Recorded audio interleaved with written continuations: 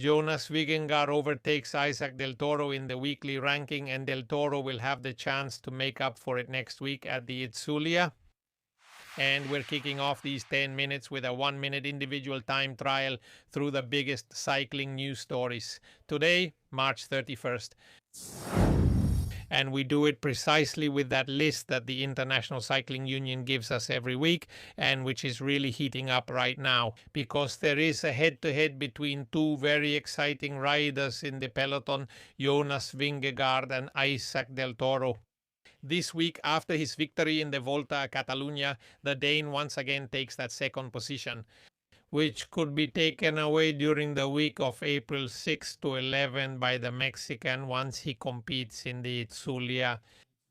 The leader is still, of course, Tadej Pogačar. Let's first analyze the results we've got. A race that took place today in France, the Paris-Camembert. An extremely attractive competition in which the French dominance has been absolute, with the presence of Venezuelan riders like Francisco Choel, also from the Caja Rural team. What we've seen in today's race has been very interesting. Let's take a look. This is a 198-kilometer race where the climbs are concentrated toward the end. The big favorites were the men from Cofidis, led by Brian Coquard, along with Benjamin Thomas and Valentin Ferron. Rider Thomas was in the breakaway along with the Portuguese rider Yuri Leitao from Caja Rural, with Francisco Joel Peñuela also on the team. The Venezuelan cyclist Yuri Leitao was one of the main protagonists of that breakaway, out of 6 riders who stayed at the front for most of the race, dominating it. Among them was Pierre Godera, who would eventually become the stage winner. It was very interesting to see in those stretches of the final climb where the decathlon riders stood out above the rest, with that victory by the French rider.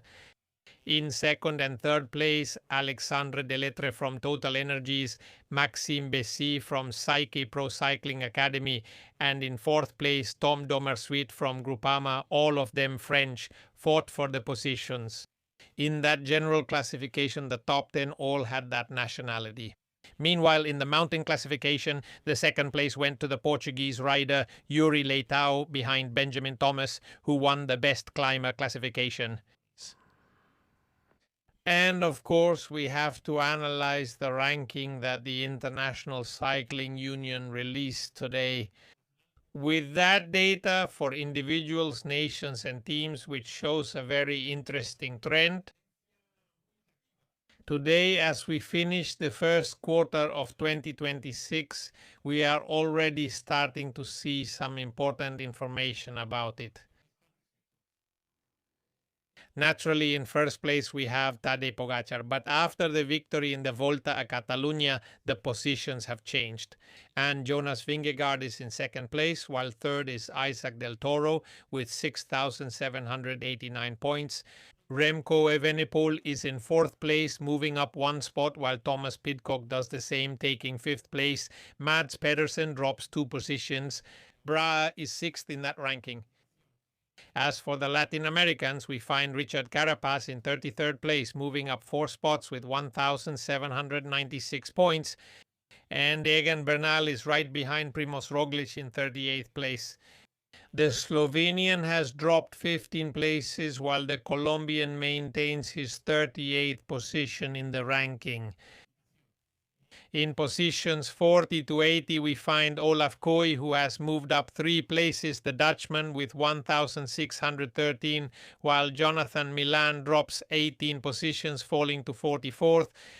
Juan Ayuso also drops 13 and is now in 47th, while Jonas Abramsen, the Norwegian rider, moves up 19 places to reach 57th in the ranking. And Santiago Buitrago, who remains in 66th place in the ranking, the Bahrain victorious rider, with those 1,184 points. Later, in 72nd place, we find Luis Olar, just behind Christophe Laporte, who has moved up 60 places in the ranking. Harold Tejada is in 74th place in this week's UCI ranking. And meanwhile, looking for cyclists like Daniel Felipe Martinez, who has dropped 1 place. and he drops down to position 94 where he is now. Harold Martin Lopez losing 3 positions, while the Uruguayan Guillermo Tomas Silva moves up 1 to 107. And finally, Jonathan Narvaez is ranked in position 110. As for the teams, it's noteworthy that Red Bull Bora consolidates its hold on second place in the team standings, ahead of Visma and of course behind the Emirates team. Petrolike drops 1 position and is now 30th in that ranking.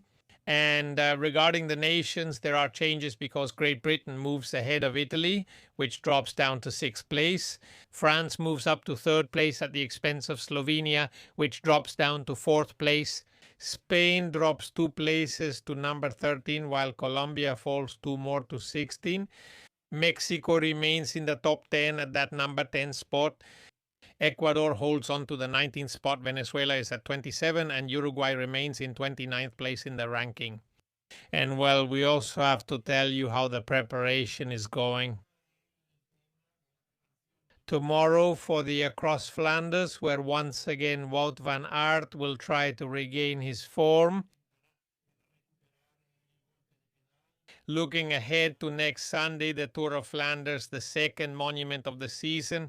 Mathieu van der Poel will not be there, as he has come to Spain to continue preparing for that race, and he did so on a private flight. And we'll see how tomorrow's race unfolds, which will also feature Latin American riders. With Luis Aular, with Cesar Macias, with the rider Eric Fagundes, who will be at the starting line. In this competition, which let's remember is important for preparing for next Sunday's Tour of Flanders. We also have to tell you that, as we saw in the UCI points classification, the Itzulia race is coming up in the Basque country, where Isaac del Toro will have to face great rivals and will have the opportunity to secure a very important position within the cycling peloton. If he manages to overcome the rest of the competitors who will be there, including Primož Roglič himself. So we also have to pay close attention to what will happen during that week from April 6th to 11th, just 1 day before the Paris-Roubaix takes place. And all this because the United Arab Emirates team is also planning very well. All the elements that have to come into play in these 2 races. Looking ahead to what this next quarter will be, which already begins tomorrow because there are many uncertainties looming over riders like Joao Almeida, and this has the technical staff thinking about the decisions that are going to be made.